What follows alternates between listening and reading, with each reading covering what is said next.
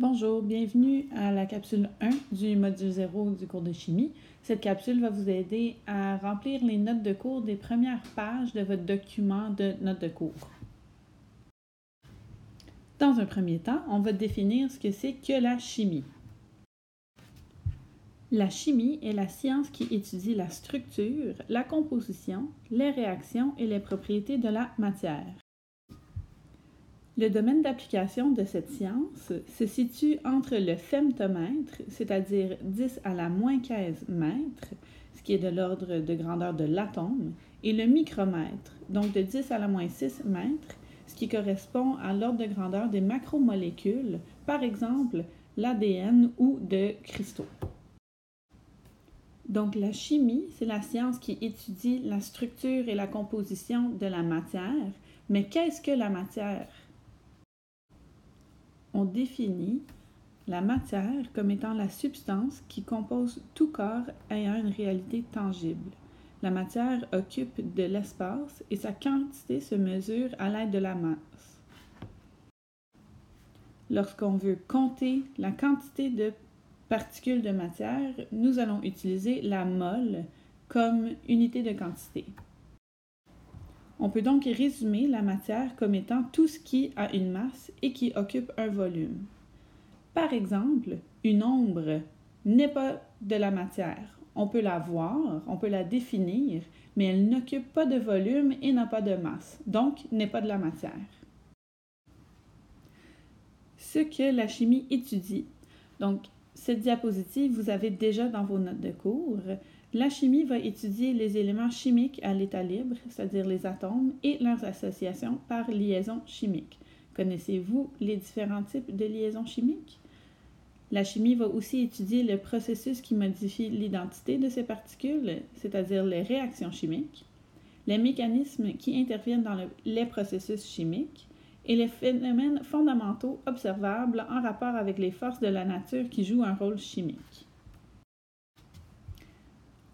Est-ce qu'il y a d'autres disciplines avec lesquelles la chimie a des liens? Je suis certaine que vous en connaissez. Vous pouvez les inscrire ici. Sinon, voici quelques exemples. La médecine, l'ingénierie, la biochimie, la biotechnologie, la cuisine, les arts, la pharmaceutique, qui a un lien direct avec la médecine, la cosmétique et plusieurs textiles. Donc, on peut voir que la chimie va s'appliquer à plusieurs autres domaines, soit d'études ou d'ingénierie ou de développement. Nous allons maintenant faire un petit retour sur vos connaissances. On va définir les termes atomes, éléments et molécules.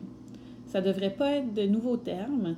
En principe, vous les avez déjà vus dans les cours de sciences de la première secondaire jusqu'à la quatrième. Ça ne devrait pas être une surprise. On fait juste une révision. Donc, l'atome est l'unité de base de la matière. L'atome est composé d'un noyau qui va être au centre de l'atome et va avoir des électrons qui vont orbiter autour. Donc, voici un électron. Je vous rappelle qu'à l'intérieur du noyau, il va y avoir des protons et des neutrons. Des protons qui sont chargés positivement et des neutrons qui sont chargés neutres, donc qui n'ont pas de charge, et donc n'influenceront pas la charge du noyau. Il va être important ici de faire la distinction entre l'atome et ce qu'on appelle l'élément. L'atome, c'est réellement le noyau avec l'électron, c'est le modèle de l'atome, et l'élément est un type d'atome qui va être défini par le nombre de protons qui se trouvent à l'intérieur du noyau. Je vous rappelle que selon la nomenclature, le numéro atomique défini par le symbole Z correspond au nombre de protons contenus à l'intérieur du noyau. La masse atomique, symbole Ma, va correspondre au nombre de protons et le nombre de neutrons contenus dans le noyau. Donc, par exemple, si je prends l'élément symbole He, c'est-à-dire l'hélium, l'hélium a 2 protons à l'intérieur de son noyau Et l'hélium a 2 protons et 2 neutrons dans son noyau, donc aura une masse atomique de 4. J'aimerais aussi mentionner que le nombre d'électrons en temps normal correspond aussi au nombre de protons contenus dans le noyau. Mais on va voir que le nombre d'électrons peut varier sans que l'identité de l'atome soit modifiée, c'est-à-dire l'élément ne sera pas changé, peu importe le nombre d'électrons. Ceci étant dit, à la base, l'élément a autant de protons que d'électrons. Le nombre de neutrons va varier selon l'élément, selon le nombre de protons à l'intérieur du noyau. Vous le savez, plus un noyau a de protons, plus il a besoin de neutrons comme colle pour garder les protons ensemble dans le noyau. Maintenant, nous allons définir ce qu'est qu'une molécule. Une molécule est un regroupement d'atomes. Les atomes vont venir se regrouper dans l'objectif d'augmenter la stabilité. On augmente la stabilité des atomes en venant remplir les couches de valence, c'est-à-dire les dernières couches électroniques de l'atome. Dans un premier temps, on a les molécules qu'on appelle monoatomiques, préfixe mono voulant dire un et atomique voulant dire atome. Ces molécules sont donc composées d'uniquement un atome. Par exemple, les gaz inertes, l'hélium, le néon et le xénon. Ces atomes sont déjà stables puisque leur couche de valence est déjà remplie. Dans un deuxième temps, on a les molécules diatomiques. Di voulant dire deux, atomique voulant dire atome. Donc les molécules diatomiques vont être composées de 2 atomes. Nous pouvons avoir les molécules diatomiques simples, c'est-à-dire ayant 2 fois le même atome, ou diatomiques composées, ayant 2 types d'atomes différents, c'est-à-dire 2 éléments différents. Par exemple, comme molécule diatomique simple, on peut avoir le dihydrogène, 2 fois l'atome d'hydrogène, et pour une molécule diatomique composée, on a le chlorure d'hydrogène, un atome d'hydrogène lié à un atome de chlore. Par la suite, les molécules triatomiques vont être composées de 3 atomes. Les molécules triatomiques simples, comme l'ozone, vont avoir 3 fois le même atome, l'ozone étant composé de 3 atomes d'oxygène, et les molécules triatomiques composées vont être composées de 3 atomes différents, c'est-à-dire d'éléments différents. Un potassium, un oxygène et un hydrogène, par exemple dans l'hydroxyde de potassium. Les molécules étant composées de 4 atomes et plus vont être nommées les molécules polyatomiques. Dans le cas ici du sulfate d'hydrogène, on a 2 atomes d'hydrogène, 1 atome de soufre et 4 atomes d'oxygène. Vous connaissez d'autres molécules polyatomiques. Vous connaissez entre autres le vinaigre, c'est-à-dire l'acide acétique, le CH3COOH.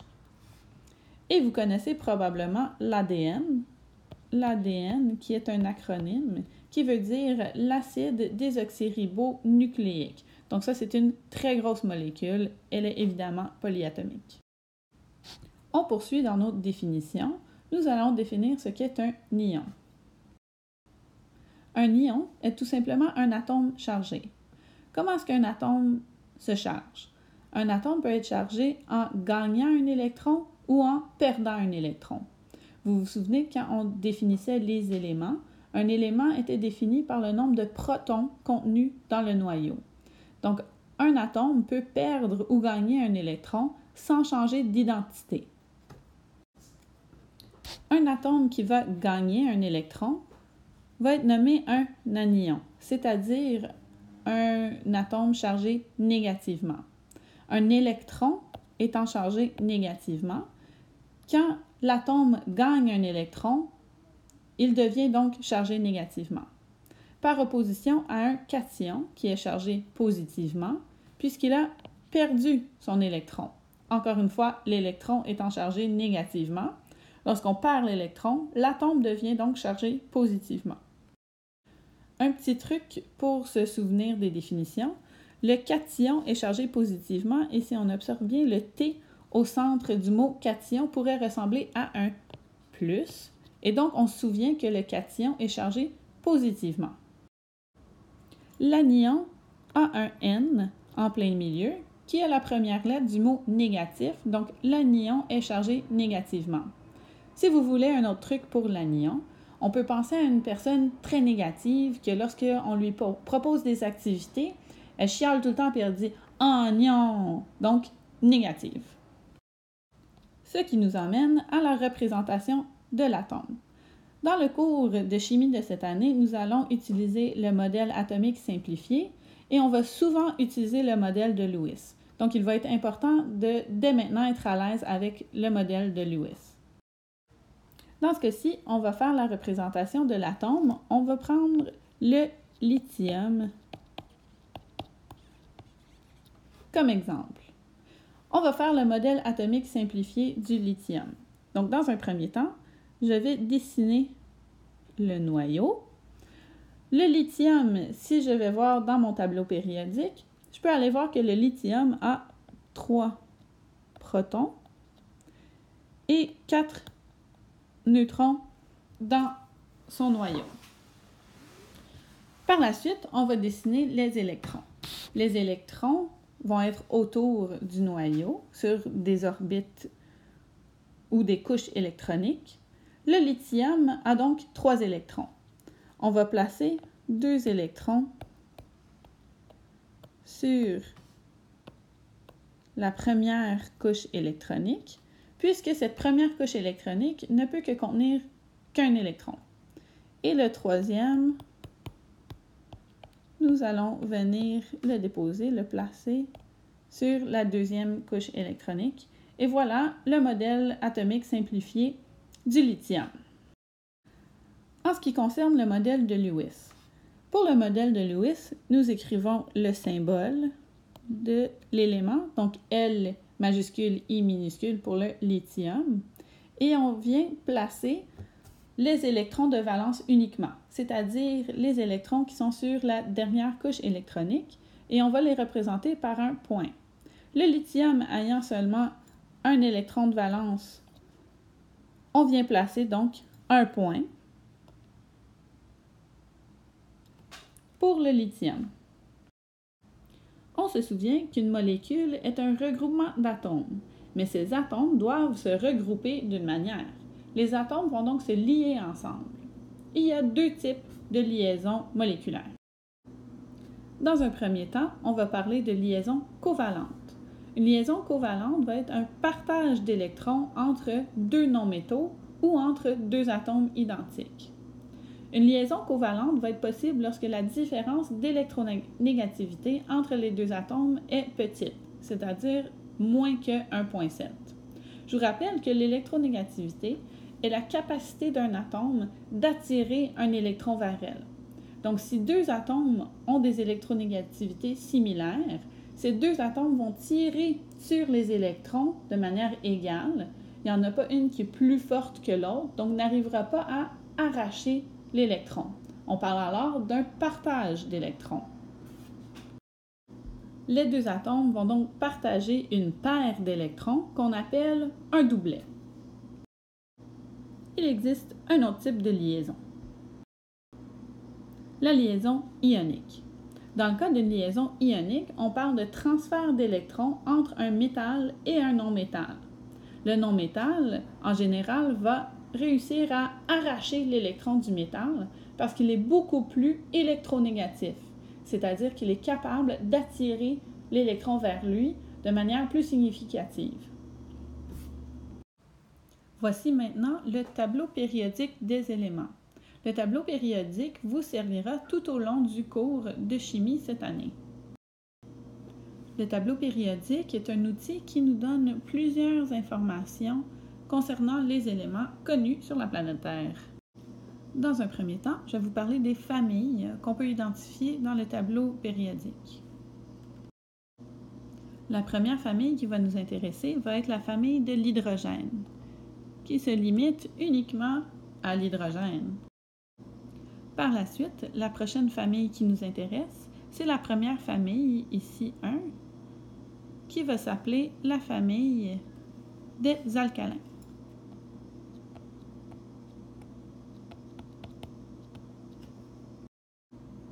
Ensuite, la deuxième famille,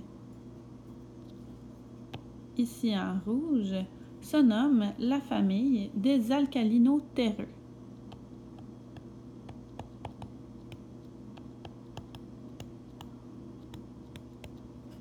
La prochaine famille qui va nous intéresser va être la famille numéro 3A, ici en bleu à droite, qui est la famille du bar. C'est bien du bar. La prochaine famille d'intérêt, la famille ici en vert, va être la famille du carbone. Nous avons ensuite la famille de l'azote.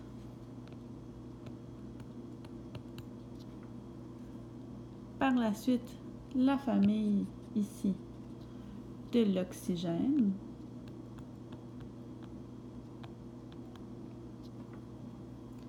Nous avons par la suite, en rouge ici, les halogènes.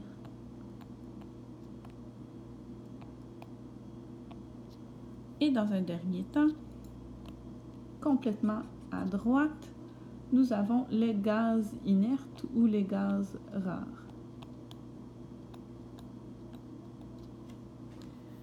Nous allons nous limiter à ces 8 familles.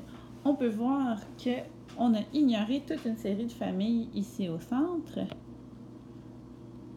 Ce sont les métaux de transition qui vont avoir des propriétés particulières qu'on ne va pas analyser dans le cours cette année. Une information utile que les familles nous donnent, les familles correspondent aux électrons de valence, c'est-à-dire à la quantité d'électrons contenus sur la dernière couche électronique. Par exemple, la famille 1 ou la famille de l'hydrogène ont un électron de valence. La famille des alcalino-terreux va avoir 2 électrons de valence et ainsi de suite. En parlant d'électrons de valence, une autre information que le tableau périodique peut nous donner est le nombre d'orbites qui entourent le noyau. Par exemple, la première rangée, qui a l'hydrogène et l'hélium, aura un orbital, c'est-à-dire une couche électronique.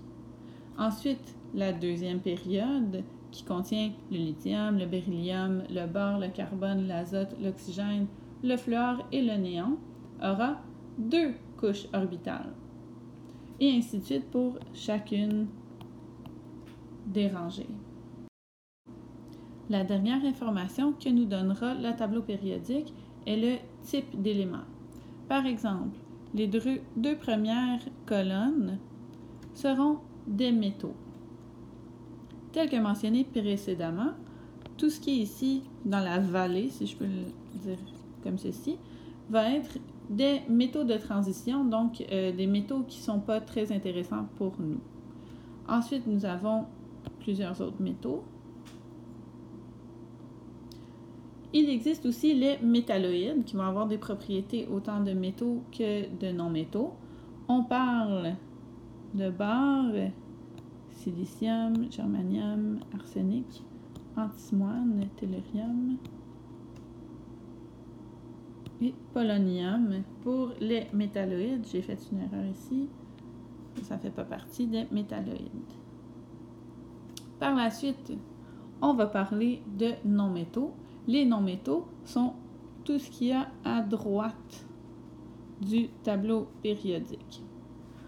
On détermine chacune de ces catégories parce que les métaux de transition, les métalloïdes et les non-métaux vont avoir des caractéristiques similaires entre elles. J'oubliais que l'hydrogène fait en réalité partie des non-métaux. Nous avons ici un tableau qui va nous aider à comprendre le tableau périodique. Donc, tel qu'indiqué, selon la famille, le nombre d'électrons de valence va changer. Donc, dans la famille 1A, c'est-à-dire la famille des alcalins ou la famille de l'hydrogène, il y aura un électron de valence. Ensuite, dans les alcalino-terreux, on va avoir 2 électrons de valence. La famille du bore en aura 3, le carbone 4, azote 5, oxygène 6, halogène 7 et les gaz rares ou gaz inertes 8.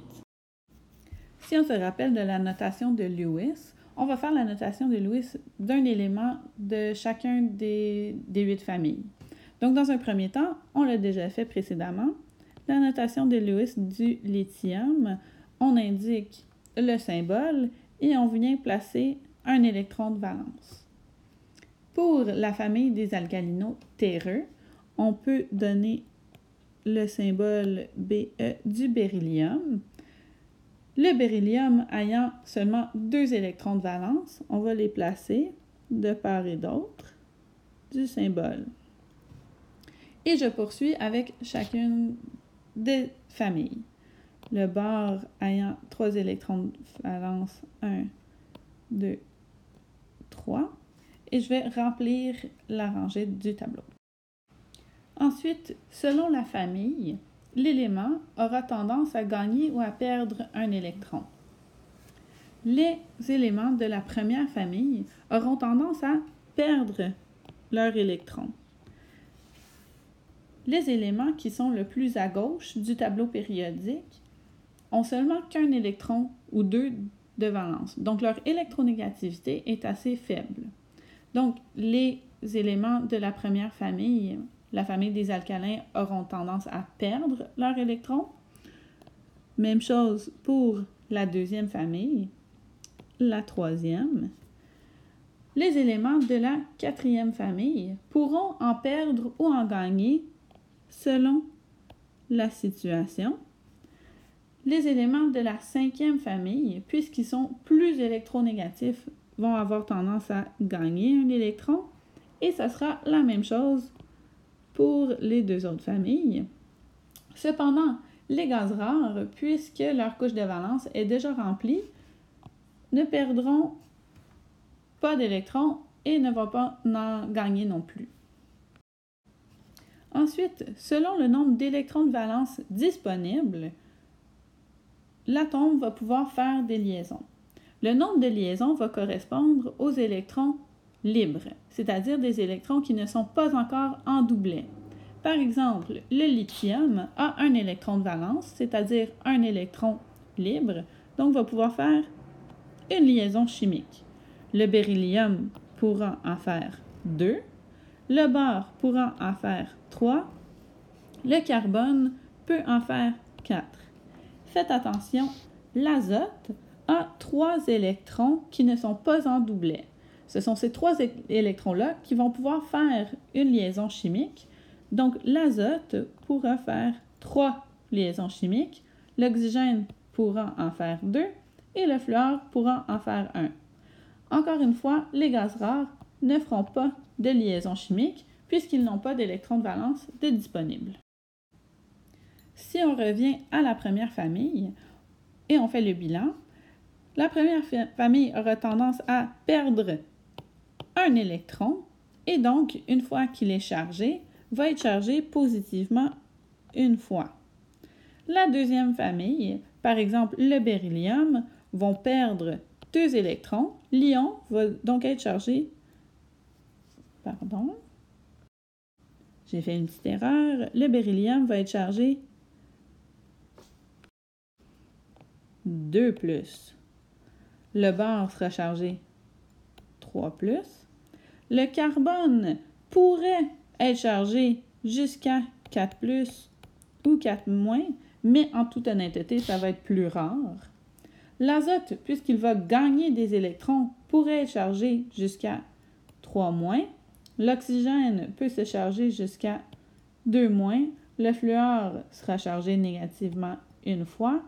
Et encore une fois, les gaz rares ne porteront pas de charge puisqu'ils ne vont ni gagner ni perdre d'électrons. La dernière partie de la capsule est la nomenclature, c'est-à-dire comment on exprime, comment on va écrire et nommer nos molécules. Il existe plusieurs règles dans comment on va nommer les molécules et aussi comment on écrit les symboles chimiques de ces molécules. Dans un premier temps, la règle 1, dans le cas où il s'agit d'un composé ionique, l'ion positif ou le cation est toujours placé en tête dans l'écriture de la formule. On sait que l'ion positif est positif parce qu'il se retrouve plus à gauche du tableau périodique. Rappelez-vous le tableau qu'on vient de voir précédemment. Par exemple, dans le chlorure de sodium, le sodium étant dans la première rangée, dans la première famille du tableau périodique, il aura tendance à perdre son électron et donc devenir chargé positivement. Règle numéro 2.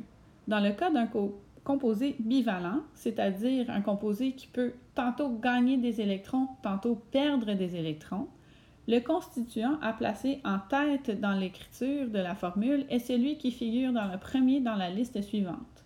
Et vous avez toute la liste, le radon, le xénon, le krypton, le bore, le silicium, le carbone, l'antimoine, l'arsenic, etc.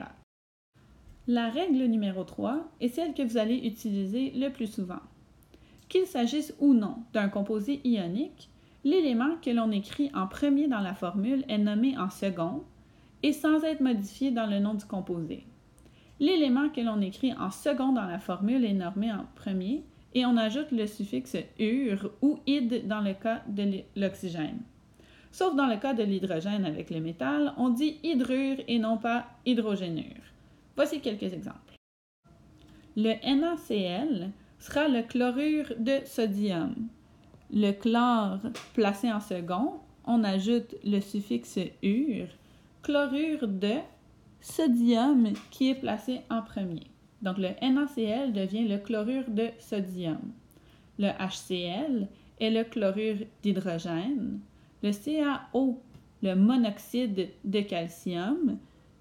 L'élément à droite étant l'oxygène, on ajoute le suffixe oxyde de calcium, le carbure de silicium et l'hydrure de potassium. Règle numéro 4. Pour indiquer les proportions stoichiométriques, c'est-à-dire le nombre d'atomes des constituants, on se sert des préfixes énumérés ci-dessous et on les ajoute au nom des éléments auxquels ils se rapportent. Mono, di, tri, tétra, penta, hexa, hepta, octa, nona, déca.